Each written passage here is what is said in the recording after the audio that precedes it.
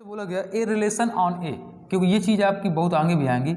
आपसे कभी बोल दे A relation on set A relation on set A, इसका मतलब क्या है? अभी तक आपसे बोला गया A relation is defined, A relation are is defined from set A to set B.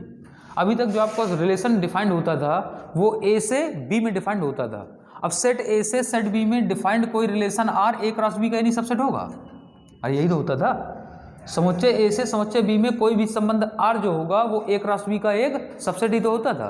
मैं आपसे कह रहा हूँ, अगर मैं आपसे ये कह दूँ ए रिलेशन ऑन ए, मतलब आप जो रिलेशन, आप रिलेशन को नाम दे दीजिए ए रिलेशन आर ऑन ए। अब आपका कोई रिलेशन आर है जो किस पर डिफाइंड है, आप ऐसे बोल सकते ए रिलेशन आर इज डिफाइंड।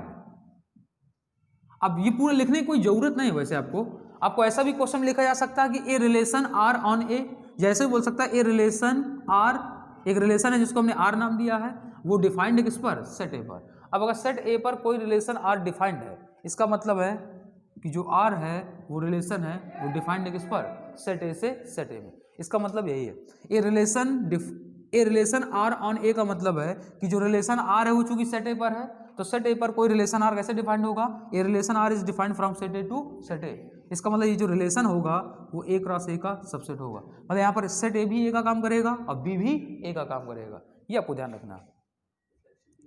बात क्लियर है? बात समझ में आ रही नहीं आ रही? एक बात और आपको काम की बात बता, देखिए आप सीख तब बहुत ज़्यादा पाएंगे जब आप सुने ज़्यादा। जितना ज़्यादा आप सुनेंगे उतना ज़्यादा सीख पाएंगे। आपने एक चीज़ नहीं गौर की होगी मेरे पढ़ाने में, मैं किसी चीज़ को 3 बार कम से कम रिपीट करता हूँ, ठीक, उसको रिपीट करने का रीज़न ही है ये। नहीं ऐसे फालतू में रिपीट करने का मतलब क्या? कल कहाँ तक कराए थे क्वेश्चन, कुछ आपको पता है? लास्ट क्वेश्चन क्या था? हाँ ये आपने निकाल लिया था, मैं इसी क्वेश्चन से स्टार्ट कर रहा हूँ, ठीक है। आज मैं क्लास थोड़ा बढ़ाऊंगा, ठीक है, क्योंकि आज इसके बाद में छुट्टी है। आपसे कह रहा है let A and B be two set such that A cross B consist 6 element. आपसे कह रहा है let A and B be two sets, हमने मान लिए कि ए और बी हमें 2 सेट्स दिए गए हैं, ठीक है। और कह रहा सच दैट, कह रहा है इस प्रकार दिए गए हैं कि A cross B consist of 6 element. तो कह रहा है ए और बी दो समुच्चय इस प्रकार दिए गए हैं कि ए क्रॉस बी जो है वो 6 एलिमेंट्स को क्या कर रहा है, कंसिस्ट कर रहा है। कंसिस्ट का मतलब होता है धारण करना, मतलब ए क्रॉस बी में जो नंबर ऑफ एलिमेंट्स होंगे वो कितने होंगे, 6 होंगे। कह रहा ए और बी दो समुच्चय इस प्रकार दिए गए हैं कि ए क्रॉस बी में जो तत्वों की संख्या है वो कितनी है, 6 है। अब कह रहा है if 3 elements of A cross B are, अब कह रहा है इनमें से कह रहा है ए क्रॉस बी के 3 एलिमेंट्स आपको दिए गए हैं। क्या क्या दिए गए हैं, 1 4 2 6 और आपका 3 6। आपसे क्या कह रहा है, आपसे कह रहा है find A cross B and B cross A. देखिए आप बिल्कुल इस चीज़ की चिंता मत करिएगा कि आपका सिलेबस आपको बिल्कुल सही समय में खत्म होगा। जैसे अप्रैल खत्म होगा आपका सिलेबस कंप्लीट हो जाएगा, और वो भी ए टू जेड। लेकिन एक चीज़ आपके दिमाग में होना चाहिए कि कोई भी चीज़ रिपीट नहीं होगी, मतलब रिवीजन है इस बार हो पाएगा, उतना समय ही नहीं कि रिवीजन हो पाए।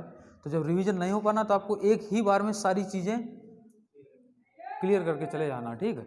आप पिछली चीज़ें पढ़ते रहिए, आपको कोई डाउट हो रहा है कभी आप डाउट पूरे इकट्ठे कीजिए, हफ्ते 2 हफ्ते में कभी एक दिन क्लास लगा लीजिए, आपका डाउट पूरा क्लियर हो जाएगा, ठीक। ये काम करेंगे हम।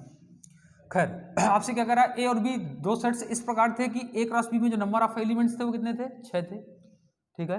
अब कह रहा है ए क्रॉस बी में हमारे पास कितने एलिमेंट्स है, 6 एलिमेंट है। इनमें से कह रहा है 3 ये हैं, तो हमसे कह रहा है ए क्रॉस बी फाइंड करो, बी क्रॉस ए फाइंड करो। हमसे इसमें और भी पूछ सकता था, क्या पूछ सकता था हमें, देखिए ए क्रॉस बी के 3 एलिमेंट्स दिए गए थे, तो बाकी बचे रिमेनिंग 3 क्वेश्चन, बाकी बचे रिमेनिंग 3 एलिमेंट्स पूछ सकता था, या हमसे पूछ सकता कह देता कि फाइंड सेट ए या फिर फाइंड सेट बी या फाइंड रिमेनिंग 3 एलिमेंट्स किसके, ऑफ ए क्रॉस बी, ठीक है। इसमें 5 क्वेश्चन पूछे जाएंगे, 1 2 3 4 और 5वां वो जो मैंने बोला, ठीक है। एक बात बताइए, number of elements in A cross B कितना, 6। ए क्रॉस बी क्या होता है, the Cartesian product of sets A and B. A और बी के कार्टेशियन प्रोडक्ट को ए क्रॉस बी से नोट करते हैं। अब अगर ये कार्टेशियन प्रोडक्ट होता है, अब कार्टेशियन प्रोडक्ट क्या आता है, कार्टेशियन प्रोडक्ट ऑर्डर्ड पेयर का एक सेट आता है। और कैसे ऑर्डर्ड पेयर का सेट आता है, ऐसे ऑर्डर्ड पेयर का सेट आता है जिसमें ऑर्डर्ड पेयर का पहला एलिमेंट पहले सेट से लिया गया होगा और दूसरा एलिमेंट दूसरे सेट से लिया गया होगा। मेरी बात समझ में आ रही है? बात क्लियर नहीं क्लियर है? तो अब एक बात बताओ, ये ऑर्डर्ड पेयर का ए क्रॉस बी जो हमारा आता है वो ऑर्डर्ड पेयर का सेट आता है। कैसे ऑर्डर्ड पेयर का सेट, जिसमें ऑर्डर्ड पेयर का पहला एलिमेंट पहले सेट से होगा, दूसरा एलिमेंट दूसरे सेट से होगा, ठीक है। अब चूंकि ए क्रॉस बी ऑर्डर्ड पेयर का सेट आ रहा है, इसका मतलब ए क्रॉस बी के लिए जो एलिमेंट का काम करेगा वो कौन करेगा, ऑर्डर्ड पेयर। अब ए क्रॉस बी में नंबर ऑफ एलिमेंट्स कितने हैं, 6। अब ए क्रॉस बी है क्या, ऑर्डर्ड पेयर का सेट, तो ए क्रॉस बी में कितने ऑर्डर्ड पेयर आएंगे, 6। 6 में से 3 ये हैं, बाकी बचे 3 ऑर्डर्ड पेयर और, तो मैं ये ऐसे बोल दे रहा हूँ 1 2 3। मेरी बात क्लियर है, 3 ऑर्डर्ड पेयर और आएंगे। तो ये तो क्वेश्चन आपसे ये पूछ सकता था कि बाकी बचे रिमेनिंग 3 ऑर्डर्ड पेयर बताओ, या फिर आपसे पूछ सकता था कि सेट ए बताओ सेट बी बताओ। अच्छा, ए क्रॉस बी आप कब निकालेंगे, जब आपको ए पता हो बी पता हो, तभी आप ए क्रॉस बी फाइंड कर सकते हैं। बी क्रॉस ए आप तभी फाइंड कर सकते हैं जब आपको ए पता हो बी पता हो। मेरी बात क्लियर है। तो हमारा सबसे पहला इंटरेस्ट क्या है, सेट ए निकालने में, सेट बी निकालने में। बात क्लियर है। अच्छा, ए क्रॉस बी में टोटल नंबर ऑफ एलिमेंट्स कितने हैं, 6। Number of elements in A cross B क्या होता है, N A into N B. अच्छा, ये कितना है, 6। किसी सेट में नंबर ऑफ एलिमेंट्स कभी भी निगेटिव तो हो नहीं सकते। आप ये तो कह नहीं सकते किसी सेट में -3 एलिमेंट है, ऐसा पॉसिबल नहीं। या किसी सेट में 5.5 एलिमेंट है, ऐसा भी पॉसिबल नहीं। तो जो नंबर ऑफ एलिमेंट्स होंगे वो पहली बात ना तो निगेटिव होंगे और ना ही फ्रैक्शनल होंगे, ना तो भिन्नात्मक होंगे ना ही ऋणात्मक होंगे। कैसे होंगे, पॉजिटिव होंगे, मतलब धनात्मक होंगे। और धनात्मक कैसे होंगे, इंटीजर होंगे। तो जो नंबर ऑफ एलिमेंट्स होंगे वो पॉजिटिव इंटीजर होंगे। पॉजिटिव इंटीजर मतलब समझे, ये तो 1 होंगे, 2 होंगे, 3 4 5 6 7, इनके बीच का नहीं आप ले सकते। जैसे 1 होगा उसके बाद 2 होगा, तो 1 से 2 के बीच का आप कुछ नहीं ले सकते। ठीक, तो एक बात तो क्लियर है। अब ऐसे 2 पॉजिटिव इंटीजर आप बताइए जिनका प्रोडक्ट किसके बराबर, 6 के। तो देखिए, एक तो हुआ 1 6, एक हुआ 2 3, एक हुआ 3 2, एक हुआ 6 1। इसका मतलब ये है कि अगर सेट ए में नंबर ऑफ एलिमेंट 1 हुए और सेट बी में नंबर ऑफ एलिमेंट 6 हुए, तो number of elements in A cross B कितना होगा, 6 होगा। अगर सेट ए में हमारे 2 एलिमेंट हैं, सेट बी में हमारे 3 एलिमेंट हैं, तो ए क्रॉस बी सेट्स में नंबर ऑफ एलिमेंट कितने होंगे, 2 गुणे 3 6 हो जाएंगे, हो जाएंगे नहीं हो जाएंगे। तो हमारा जो आंसर आएगा, हमें जैसे सेट ए फाइंड करना, तो सेट ए में एक चीज क्लियर है, या तो एक एलिमेंट होगा, या 2 होगा, या 3 होगा, या 6 होगा। इन 4 में से होंगे। सेट ए में ये नहीं होंगे, नंबर ऑफ एलिमेंट्स की बात कर रहे हैं। सेट ए में नंबर ऑफ एलिमेंट्स या तो 1 होंगे, या 2 होंगे, या 3 होंगे, या 6 होंगे। अब क्या होंगे, तो देखिए थोड़ा बहुत यहां से अंदाजा लगाते हैं। ए क्रॉस बी में total number of ordered pair कितने होंगे, 6।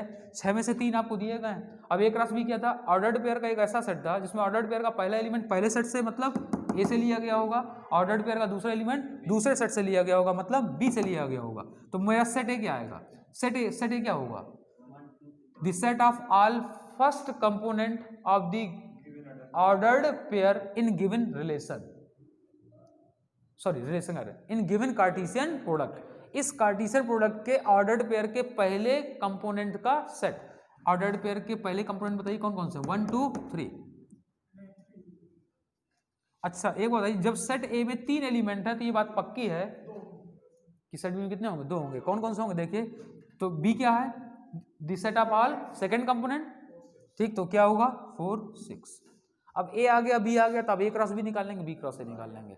ये तो आप कर ही सकते हैं अपने मन से। ये चीज समझ में आई ना कैसे करना है। ठीक है, चलिए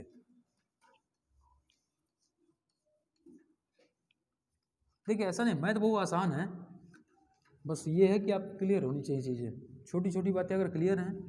अब फिजिक्स में भी ये चीज़ होती है, फिजिक्स लोगों को जो नहीं आती है उसका रीजन ये है।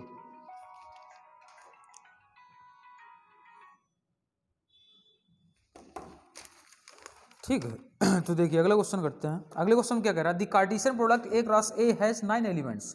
The Cartesian product A cross A has 9 elements. इसमें नंबर ऑफ एलिमेंट्स कितने हैं, 9। कह रहा कार्टेशियन प्रोडक्ट ए क्रॉस ए में जो नंबर ऑफ एलिमेंट्स है वो 9 के बराबर है।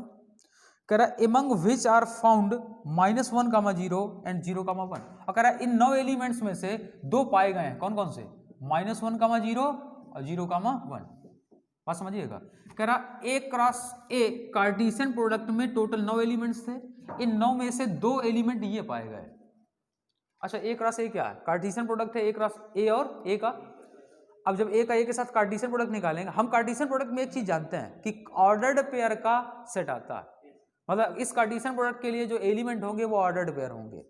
और कैसे ऑर्डर्ड पेयर का सेट आता है कि जिसमें हर एक ऑर्डर्ड पेयर का पहला एलिमेंट पहले सेट से लिया जाएगा, दूसरा एलिमेंट दूसरे सेट से लिया जाएगा। ऑर्डर्ड पेयर में कितने एलिमेंट है, सॉरी इस कार्टेशियन प्रोडक्ट में कितने एलिमेंट है, 9। इनमें से 9 में से कह रहा 2 ये पाए गए, 9 में से ही ये 2 पाए गए। आगे आपसे क्या पूछ रहा है, find set A and remaining elements of A cross ए। आपसे कह रहा है find set A and remaining elements of क्या ए क्रॉस ए क्रॉस ए के बचे हुए एलिमेंट्स लिखने हैं और सेट ए लिखना। एक बात बताओ, आप थोड़ा एक बात कर लेते हैं। क्या बात करते हैं?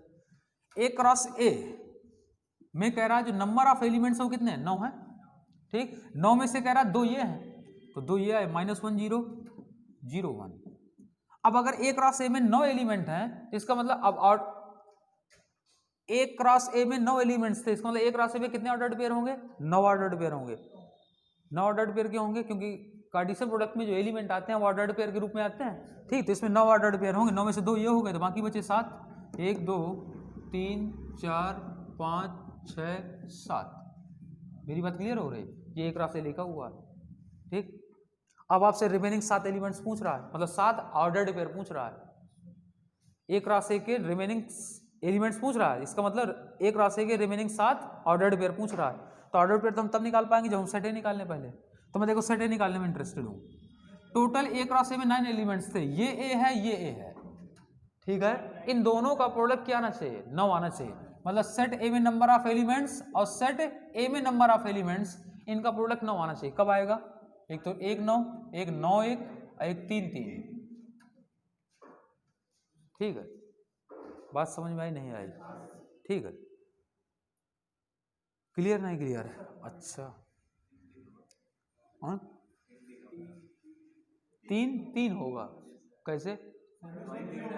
बात समझ गए? देखो अगर हम गौर करें तो इन 9 एलिमेंट्स में से 2 ऑर्डर्ड पेयर ये थे। एक राशि में टोटल 9 ऑर्डर्ड पेयर आए थे, 9 में से 2 ये थे। अब आप बताइए ऑर्डर्ड पेयर का पहला एलिमेंट किसको बिलोंग करता है? पहले सेट को। ऑर्डर्ड पेयर का अब एक बताइए, इस हर एक ऑर्डर्ड पेयर का पहला एलिमेंट पहले सेट को बिलोंग करेगा और दूसरा एलिमेंट दूसरे सेट को बिलोंग करेगा। अब यहाँ पर पहला सेट भी ए है, दूसरा सेट भी ए है, तो इस ऑर्डर्ड पेयर का पहला एलिमेंट सेट ए का होगा और दूसरा एलिमेंट भी सेट ए का ही होगा। तो अगर मैं सेट ए के बारे में बात करूं तो देखिए, पहले तो मैं इसकी बात कर लेता हूं, तो -1 0। ठीक, और दूसरा एलिमेंट भी किसका होगा? ए का ही होगा, तो दूसरा बचा क्या? बात समझ गए? तो सेट ए मिल गया। अब आप एक राशि निकाल सकते हैं। जैसे आप एक राशि निकालेंगे, इसका मतलब ए भी यही है, दोबारा ए लिख लीजिए, दोबारा ए लिख लीजिए। जब आप बोलिए एक राशि निकालना है तो एक राशि क्या आएगा? -1 0 1। इसका क्रॉस निकालना है किसके साथ? -1 0 1। तो देखिए इस -1 के जितने ऑर्डर्ड पेयर इस सेट बी के एलिमेंट्स के साथ बन सकते थे वो सब बनाएंगे। तो इस एलिमेंट -1 के कितने ऑर्डर्ड पेयर इसके साथ बन सकते हैं? तो -1 का -1 के साथ बनेगा, 0 के साथ बनेगा और 1 के साथ बनेगा। आप लोग रामायण महाभारत देखते हो तो ये एरो लगा लो। ठीक है, तो यहाँ से आएगा -1 -1 -1 0 -1 1। ठीक, एक आएगा आपको 0 -1 0 0 0 1। एक आपका आएगा, एक ऑर्डर्ड पेयर क्या आएगा? इस एलिमेंट 1 के जितने ऑर्डर्ड पेयर इस सेट के एलिमेंट्स के साथ बन सकते थे वो सब बनाएंगे। तो इस एलिमेंट 1 के इन एलिमेंट्स के साथ कितने ऑर्डर्ड पेयर बनेंगे? तो 1 का -1 के साथ बनेगा, 1 का 0 के साथ बनेगा, 1 का 1 के साथ बनेगा। आ गए नहीं आ गए? तो रिमेनिंग लिख लेंगे। सेट ए मिल गया। ठीक है, तो हो तो गया। क्वेश्चन यही था आपका। ठीक है, आज के लेक्चर देखिए कुछ नहीं, बहुत ही आसान है। मतलब एक आसान होता है, गिरा हुआ होता है। शुरुआत बहुत कुछ सा, दीपावली के बाद आएंगे तो फिर बहुत कुछ होगा। ठीक है, लेकिन वो सारी चीजें आपको आसान लगेंगी, आप विश्वास मानिए, सब कुछ आसान लगेगा। मैं आपको एक ऐसा क्वेश्चन करा दे रहा हूं जिसमें आपको थोड़ा अच्छा महसूस हो। ठीक, कैसे? देख इस क्वेश्चन में आप सेट ए जैसे नहीं लिख पा रहे थे, एक तरीका और था। आपके 3 पेयर बन रहे थे, 9 1 1 9 3 3। अगर मैं यहां से सेट ए लिखना चाहूं, एक राशि में ये ऑर्डर्ड पेयर आएंगे और देख सेट ए क्या होगा? तो set of all first component of the ordered pair. तो इसके ऑर्डर्ड पेयर का फर्स्ट कंपोनेंट क्या क्या आए? -1 0 आए, 2 तो आए ही आए। अब ये होता अगर किसी भी सेट ए में अगर 2 एलिमेंट होते तो इनमें से कोई भी पेयर एग्जिस्ट नहीं करता, क्योंकि ये या तो कह रहा 1 के लिए होगा या 3 के लिए होगा। तो 2 आ गया, तो 1 से तो ज़्यादा आ गया, बचा क्या? 3 बचा। ठीक है, तो आपको सॉल्व करने की जरूरत नहीं, आप डायरेक्ट तुक्का भी मार सकते हैं। ठीक है,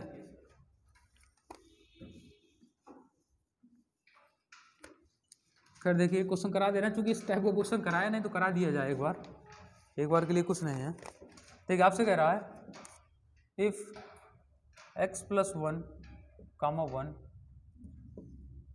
equal to 3 comma Y minus 2।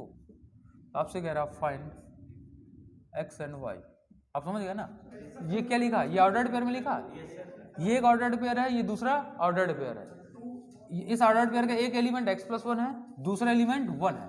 इस ऑर्डर्ड पेयर का एक एलिमेंट 3 है, दूसरा एलिमेंट y माइनस 2 है। तो चूंकि ये दोनों ऑर्डर्ड पेयर बराबर हैं, तो दो ऑर्डर्ड पेयर बराबर कब होंगे? जब इनके एलिमेंट्स भी बराबर हो। ठीक, अगर एलिमेंट्स बराबर नहीं होंगे तो ऑर्डर्ड पेयर कैसे हो जाएंगे? डिफरेंट हो जाएंगे। ठीक, तो इसका पहला एलिमेंट इसके साथ बराबर कर दो आप, तो यहाँ से आपका x इक्वल टू आएगा 3 माइनस 1, यहाँ y इक्वल टू आएगा 1 प्लस 2, मतलब कितना? 3। ठीक है, तो ये तो देखिए मजाक है। सीट में आपको मिलेगा जो मिलेगा।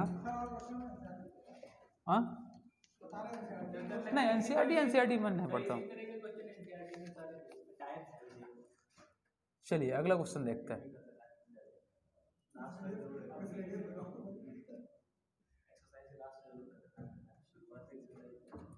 And B belongs to 036।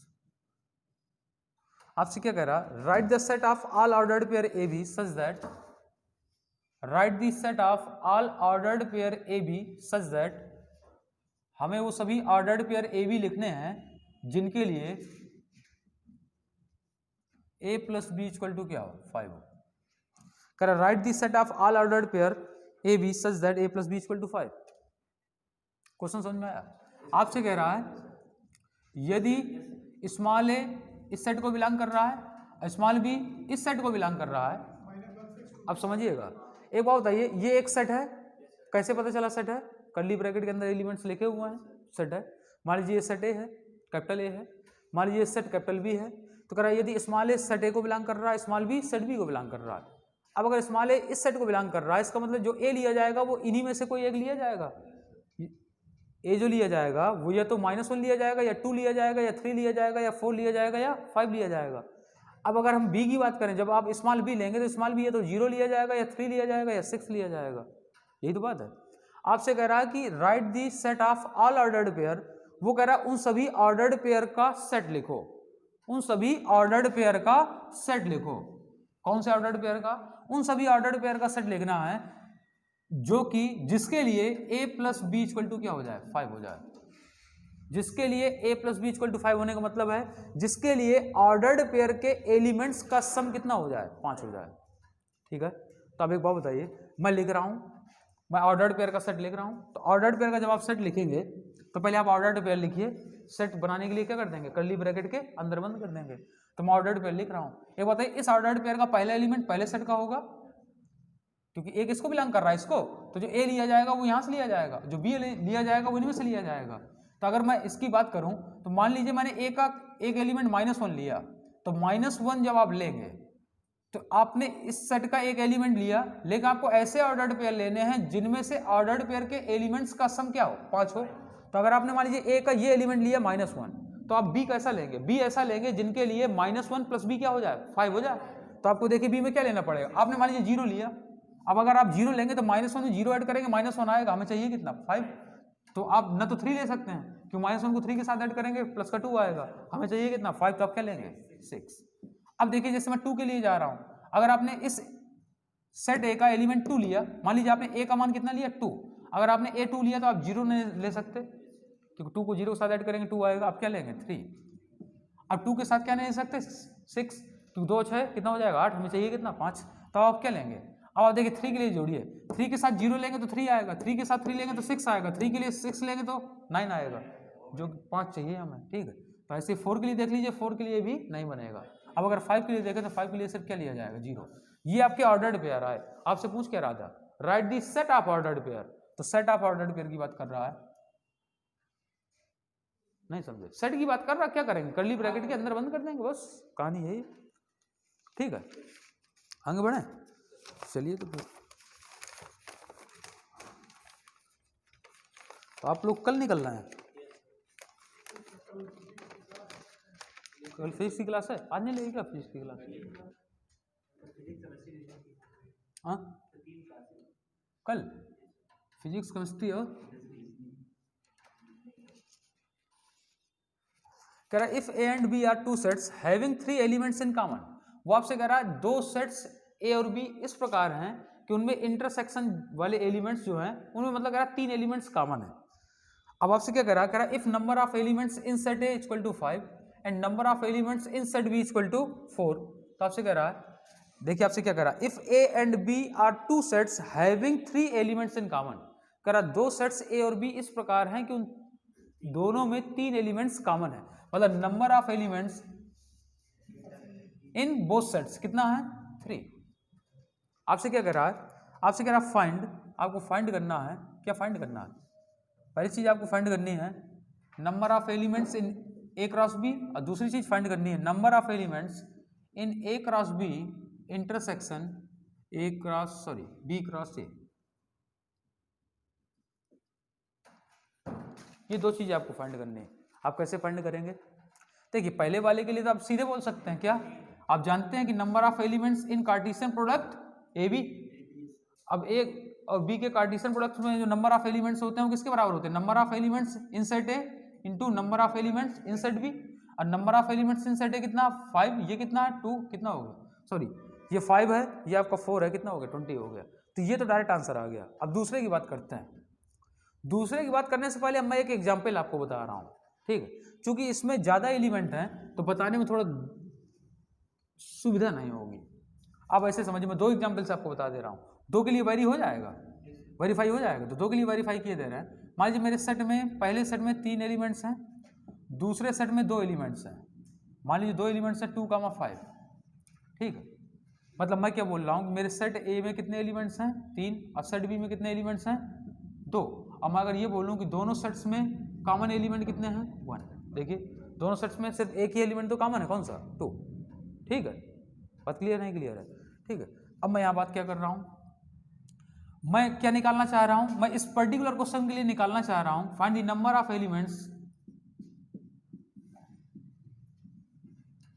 किसके, जो ए क्रॉस बी और बी क्रॉस ए में कह रहा कितने एलिमेंट्स कॉमन होंगे, ये निकालना चाह रहा है।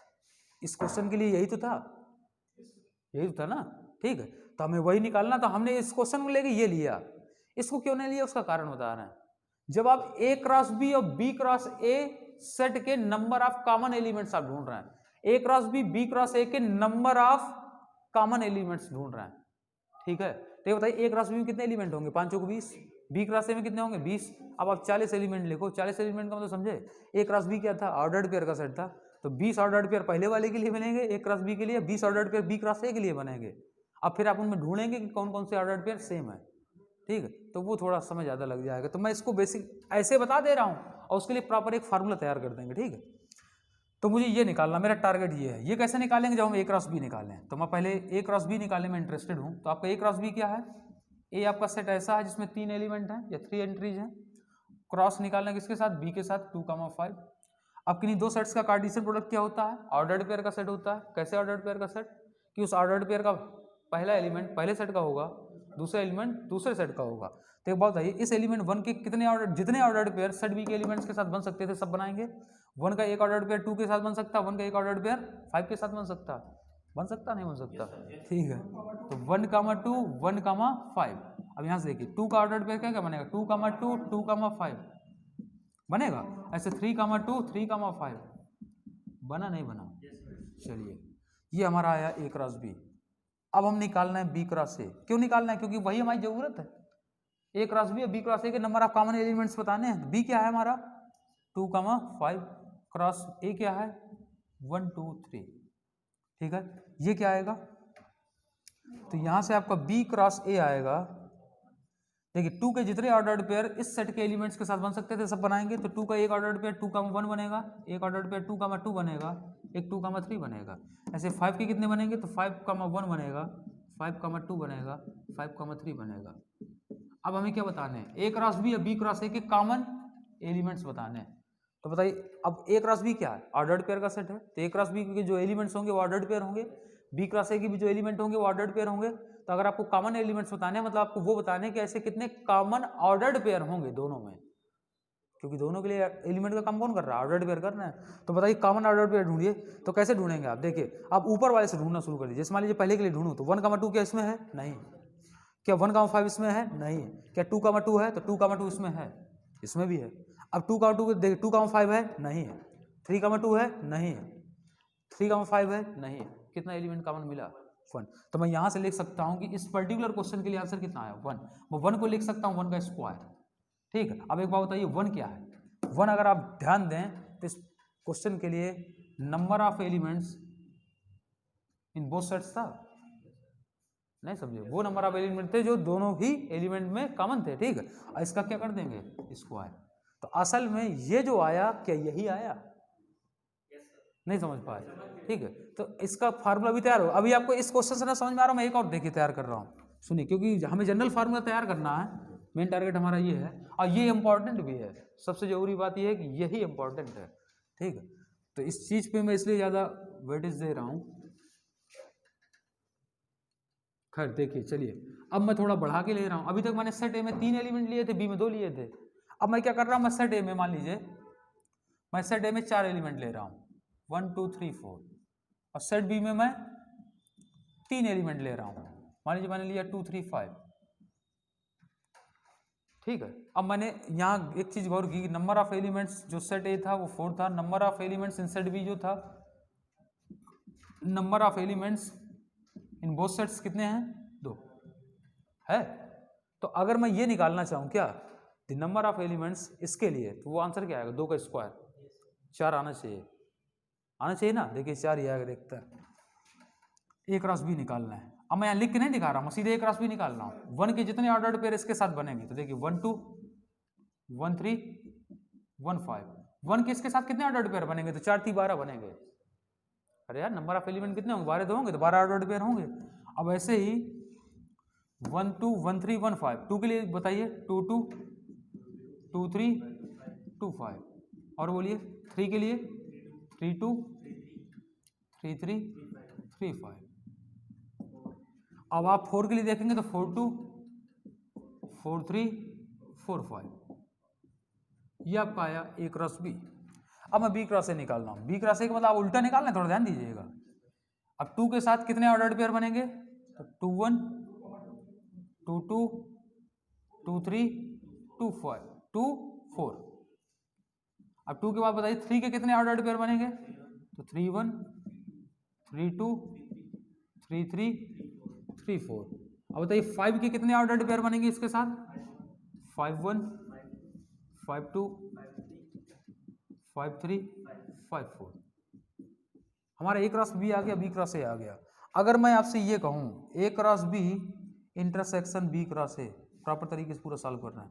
A cross B intersection B cross A मतलब आपको वो एलिमेंट्स बताने हैं जो दोनों में कॉमन हो। दोनों में कॉमन कौन कौन से, देखिए तो चेक कैसे करेंगे, सुनिए।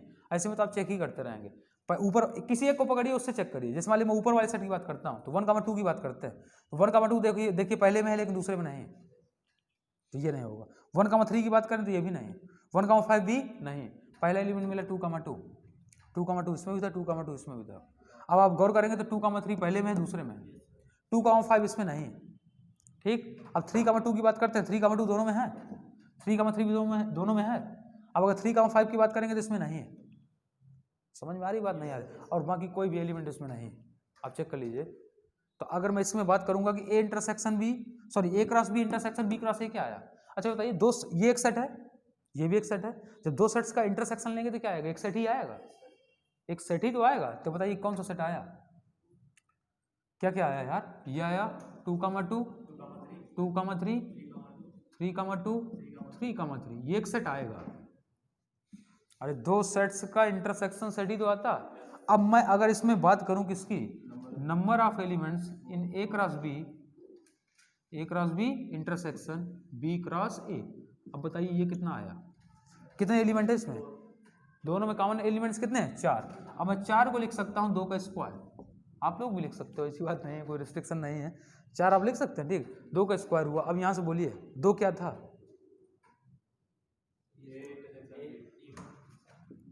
N of A intersection B, तो यहां से इसका स्क्वायर हो गया।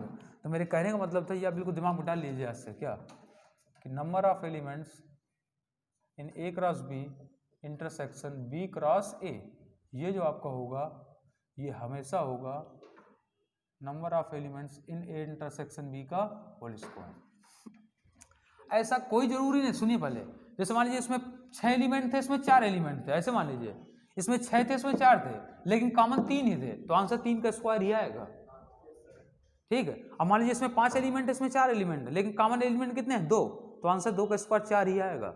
हम इससे मतलब नहीं किसमें कितने एलिमेंट है, हमारा मेन टारगेट है कॉमन कितने हैं, समझ गए? तो ये मैंने छोटे छोटे एग्जाम्पल से बता दिया। अब प्रॉपर ये वाला लेता तो फिर बोर्ड ही भर जाता, ठीक, जगह स्पेस कम पड़ जाता फिर, तो आपको बताएगा, ये आपको नोट करने की जरूरत नहीं। इसमें देखिए, इसमें लेवरी कराई गई है।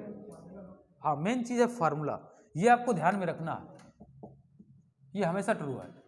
सेट ए में या सेट बी में कितने नंबर ऑफ एलिमेंट्स, इससे कोई फर्क नहीं पड़ता, हमें फर्क पड़ेगा कि नंबर ऑफ कॉमन एलिमेंट्स किसमें कितने हैं। ठीक,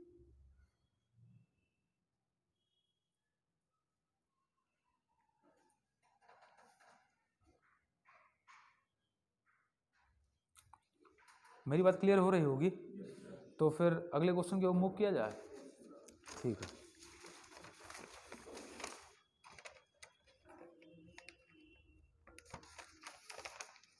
क्या हुआ? हाँ बोलिए, कहीं डाउट है क्या? खत्म हो जाए तो क्या बंद कर दो, जैसा करना चाहो, मिटा दिया जाए। इसको पूरा नोट करना है आप लोग।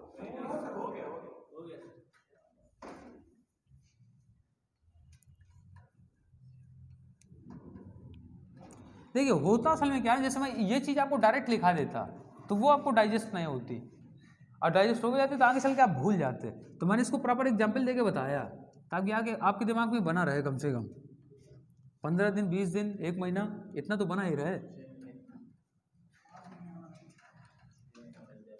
खैर देखिए, अब इसको मिटाते हैं।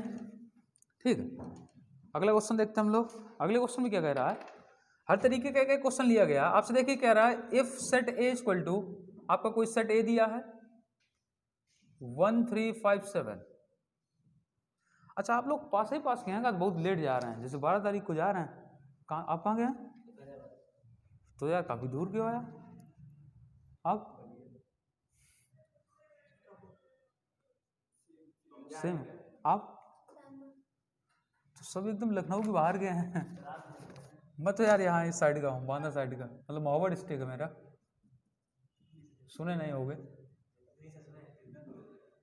यहाँ से 125 किलोमीटर है।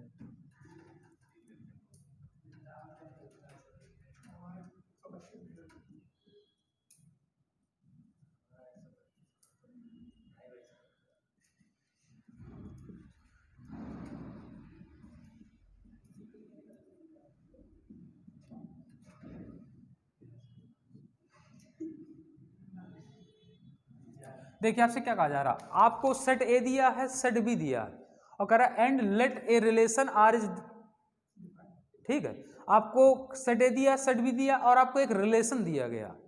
ठीक है, ये बताइए रिलेशन कहां से लिया गया होगा? सेट ए से सेट बी पर कोई रिलेशन आर क्या होता है? ए क्रॉस बी का सबसेट होता है। आप ए क्रॉस बी निकालिएगा तो जो भी इसमें है वो सब पहले से ए क्रॉस बी में ही रहा होगा। ठीक, ये आपको चेक करने की जरूरत नहीं, आपको रिलेशन दिया गया है, और कह रहा है ये जो रिलेशन है, if let R equal to this be a relation from A to B, from A to B. कह रहा आपका एक रिलेशन है जिसको आर नाम दिया गया है, वो सेट ए से सेट बी में डिफाइंड है। ठीक है, तब आपसे कह रहा है then find domain of R, आपको रिलेशन की डोमेन बतानी है एंड रिलेशन की रेंज बतानी है।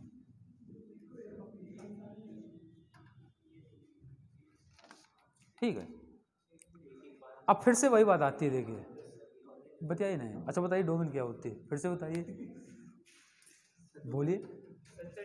एक मिनट बोलिए। सेट एक वो एलिमेंट्स जो दोनों सेट्स में डिफाइंड हो। एक डायलॉग आप सुने, ये सब सुनने से पहले मैं मर क्यों नहीं गया। ठीक है, हाँ आप बोलिए। सेट ए के वो एलिमेंट ये तो बिल्कुल गलत हो गया, ये तो अपराध के अंतर्गत आ गया। सेट ए के वो एलिमेंट्स जो रिलेशन में हो, सेट ए के वो एलिमेंट्स जो रिलेशन में डोमेन में आएंगे, नहीं।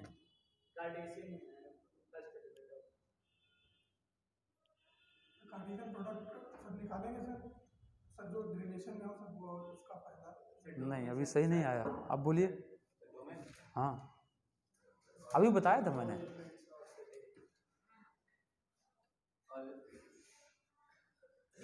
आप बताएंगे।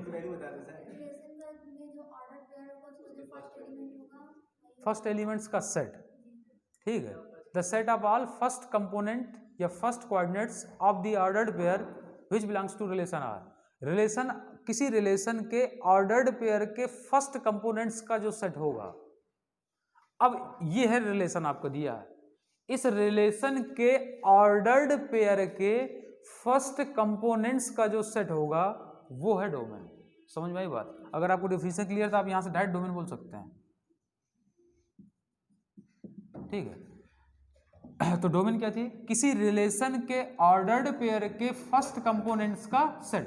तो इस रिलेशन के ऑर्डर्ड पेयर के फर्स्ट कंपोनेंट क्या क्या? 1 3 5 1, तो 1 3 5। अच्छा, सेट में हम कभी भी एलिमेंट रिपीट नहीं करते, ठीक है। अगर हम रेंज की बात करेंगे तो रेंज ऑफ रिलेशन आर, तो रेंज क्या होती है? किसी रिलेशन के ऑर्डर्ड पेयर के सेकंड कंपोनेंट्स का सेट। तो इस रिलेशन के ऑर्डर्ड पेयर के सेकंड कंपोनेंट्स का सेट तो क्या आएगा? 8 6 2 4। एक चीज आपको यहां से मिली, मैं आपको एक चीज बताता हूं, जो डोमेन आई वो ये आई, जो रेंज आई वो ये आई। डोमेन जो होगी वो सेट ए का सबसेट आई, जो डोमेन आई वो सेट ए का सबसेट आई नहीं आई। क्लियर है? क्यों? क्योंकि डोमेन में जो कुछ भी है वो सब पहले से सेट ए में है। अब जो आपकी रेंज आई वो देखिए कोडोमेन का सबसेट है, मतलब बी का सबसेट है। तो आप यहां से बोल सकते हैं कि domain is the subset of set A and range is the subset of set B. Clear है? बात समझ में नहीं आई? ठीक, तो अब अगला क्वेश्चन देखते हैं।